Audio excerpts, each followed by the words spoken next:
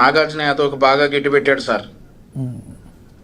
బాగా దిగజారిపోయి మాట్లాడినటువంటి నాగార్జున యాదవ్కి ప్రకాష్ రాజ్ గారు బాగా గిట్టి పెట్టారు. ముందు నాగార్జున యాదవ్ మాటలు విన్నాక ఎవరికైనా ప్రకాష్ రాజ్ గారికి అనిపించినట్లే అనిపిస్తుంది. ప్రకాష్ రాజ్ గారు ఇంకా కొడాలి నానివి, లేదంటే ఇంకా పేర్ని నానివి, అంబటి రాంబాబువి, అదే మాదిరిగా వర్ర రవీంద్రారెడ్డివి, ఆడెవడో బోరుగడ్డ అనిల్వి, వీళ్ళ ఇంకా చూసినట్లేడు పాపం. నాగార్జున యాదవ్ ఒక వీడియోనే చూసినట్టున్నాడు. ఈయన ప్రకాష్ రాజ్ గారు బాగా గిట్టి పెట్టాడు సార్. మేము అడగాలనుకున్నవన్నీ, నాగార్జున యాదవ్ని మేము అడగాలనుకున్నవన్నీ ప్రకాష్ రాజ్ గారు అడిగేశారు మా తరఫున. సో ప్రకాష్ రాజ్ గారు అడిగినవన్నీ ఇప్పుడు కూడా గతంలో అంబటి రాంబాబు గారు, పేరు నాని గారు, కొడాలి నాని గారు, ఈ నాగార్జున యాదవ్ గారు మాట్లాడిన మాటలని కడిగి పారేశారంటారు మీరు? అవునండి, కడిగి పారేశారు మొత్తం మీద. ఇంతకంటే ఒక తండ్రి వయస్సు వ్యక్తిని అరే ఒరే చంద్రబాబు అని అంటా ఉంటే మరి ప్రకాష్ రాజ్ గారు బాగానే రియాక్ట్ అయ్యారు. దిగజారండి, ఇంతకంటే ఇంతకు ఎక్కువ దిగజారుతారు, బాగా అరుస్తా దిగజారండి. నాగార్జున యాదవ్ బాగా అరిశాడు కదా, అరుస్తా దిగజారండి అని అన్నాడు. కానీ చట్టం తన పని తాను చేసుకుపోద్ది కాబట్టి తెలంగాణ ముఖ్యమంత్రి గారిని కూడా ఏదో అన్నాడట ఈ నాగార్జున యాదవ్. జొమాటో డెలివరీ బాయ్ అని అన్నాడట. ఇక్కడ జొమాటో డెలివరీ బాయ్స్ చాలా గౌరవంగా బతుకుతా ఉన్నారు నాగార్జున యాదవ్ కంటే కూడా.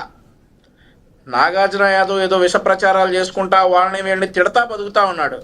జొమాటో డెలివరీ బాయ్స్ ఏంటంటే నాలాంటి వారిది, లేదంటే మన మోహన్ రెడ్డి గారు లాంటి వారిది ఆకలి తీరుస్తా, పాపం సమయానికి మనకు ఫుడ్ అందిస్తా బతుకుతా ఉన్నారు. వాళ్ళని మన నాగార్జున యాదవ్ కంటే ఆ జొమాటో డెలివరీ బాయ్స్ చాలా బెటర్.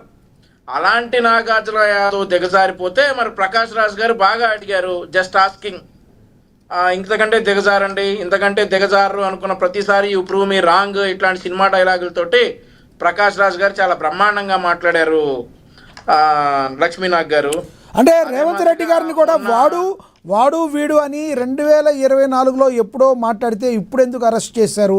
దీనికి కారణం ఏంటి? ఏపీ ప్రభుత్వమే కక్షగట్టి నాగార్జున యాదవ్ నోరు నొక్కేయాలని చూస్తుందని వైసీపీ నేతలు కొంతమంది ఆరోపిస్తున్నారు. వాస్తవం ఉందంటారా? నేను ఇవాళ చూశానండి, వాళ్ళందరూ కూడా అంట అమరావతిలో జరిగినటువంటి మొన్న అమరావతిలో జరిగినటువంటి భూసేకరణ వ్యతిరేకం వచ్చిందట ప్రభుత్వానికి.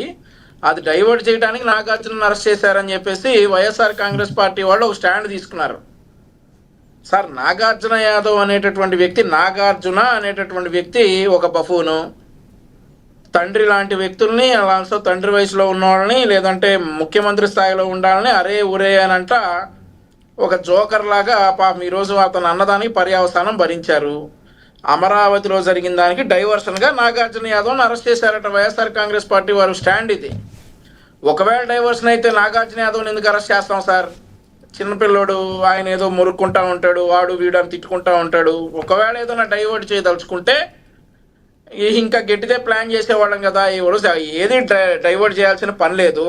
మరొక విషయం ఏంటంటే జగన్మోహన్ రెడ్డి గారు చాలా బాధపడిపోయి పాపం ఎకరం 22 సెంటు సేకరణలో భాగంగా ఒక మహిళని బంధించేసి పోలీసులను అడ్డం పెట్టి అన్యాయంగా, అక్రమంగా అని చాలా బాధపడిపోయి ఒక ట్వీట్ పెట్టారు జగన్మోహన్ రెడ్డి గారు. మరి జగన్మోహన్ రెడ్డి గారు ముఖ్యమంత్రిగా ఉండగా డిసెంబర్ 17, 2019 నుండి జూన్ 3, 2024 వరకే అమరావతిలో ఉన్నటువంటి ప్రతి మహిళ ఇబ్బందులు పడ్డారు. 29,000 ఎకరాలు ఇచ్చిన 33,000 ఎకరాలు ఇచ్చిన 29,000 మంది రైతులు అదే మాదిరిగా ఇబ్బంది పడ్డారు. మహిళల పొత్తి కడుపుల్లో పోలీసు బూటు దెబ్బలు పడ్డాయి. మహిళల వీపుల మీద పోలీసు లాఠీలు పగిలినాయి. మహిళల రొమ్ముల మీద పోలీసు బూట్ కాళ్ళు పడ్డాయి. అప్పుడు బాధపడని జగన్మోహన్ రెడ్డి ఈరోజు సీడ్ యాక్సెస్ రోడ్ డెవలప్మెంట్కి తప్పనిసరి పరిస్థితుల్లో భూసేకరణ చేయాల్సి వస్తే బాగా బాధపడిపోయాడు సార్. మరి 5 సంవత్సరాలు 1675 రోజులు అమరావతి రైతులు ఉద్యమం చేస్తే అది తొంగి చూడని జగన్మోహన్ రెడ్డి ఈరోజు మరి ఒక్క గంట సేపు అక్కడ బలవంతపు భూసేకరణ, అమరావతి మొత్తం ఇలాగనే ఎకరం 22 సెంటు భూసేకరణ చేశారు. చంద్రబాబు నాయుడు గారిని నమ్మి 33,000 ఎకరాలు ఇచ్చారు. ఒక్క ఎకరం భూసేకరణ చేస్తే బలవంతపు భూసేకరణ అమరావతి మొత్తం జరిగిపోతా ఉందని చాలా బాధపడ్డ జగన్మోహన్ రెడ్డి గత 1675 రోజులు ఏం చేశాడో చెప్పాలి.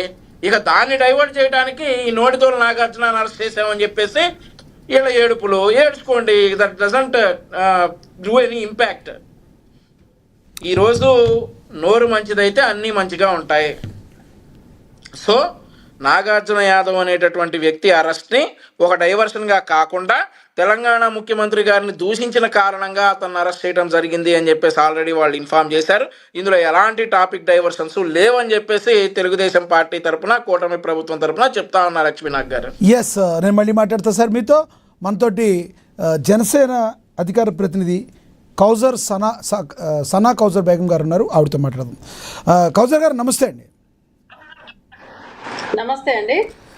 కౌజర్ గారు, దిగజారుడు రాజకీయాలు చేస్తున్నారని ప్రకాష్ రాజ్ గారు ఇందాకడైతే వైసీపీ వారిని ఉద్దేశించి మాట్లాడారు, వాళ్ళ మంత్రులను ఉద్దేశించి మాట్లాడారు, అంత దిగజారిపై మాట్లాడారు కాబట్టి వాళ్ళు ఉద్దేశించి భలే మాట్లాడారని వంశీ గారు అయితే చెప్పారు. కానీ దీనిలో జన సైనికులు, కొంతమంది జనసేన నేతలు అని చెప్పి మీ పేర్లు మెన్షన్ చేశారు ప్రకాష్ రాజ్ గారు. మీరు ఎలా చూస్తారు? ఇదే ప్రకాష్ రాజ్ గారిని గతంలో మీరు ఎత్తిన పెట్టుకుంది మీ మెగా ఫ్యామిలీ.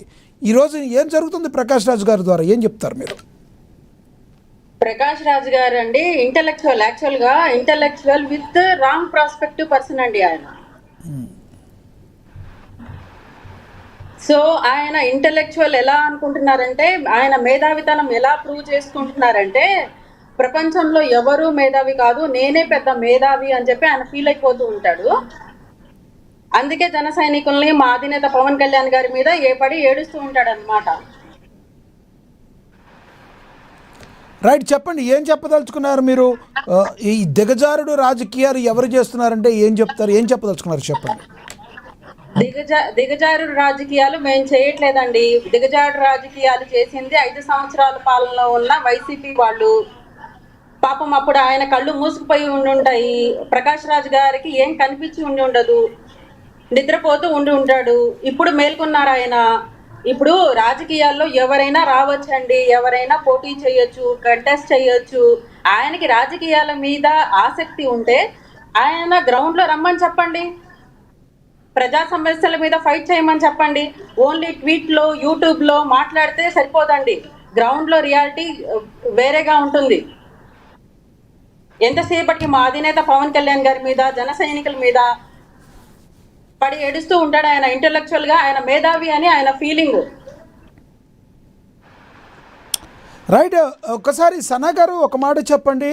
ఏదైతే పవన్ కళ్యాణ్ గారు గతంలో బూతులు తిట్టాడు కాబట్టి నేను అలాగే తిడుతున్నానని చెప్పి రావణ్ అదే స్టేజ్ నుంచి మాట్లాడాడు, దీన్ని ఎలా చూస్తారు అసలు మీరు?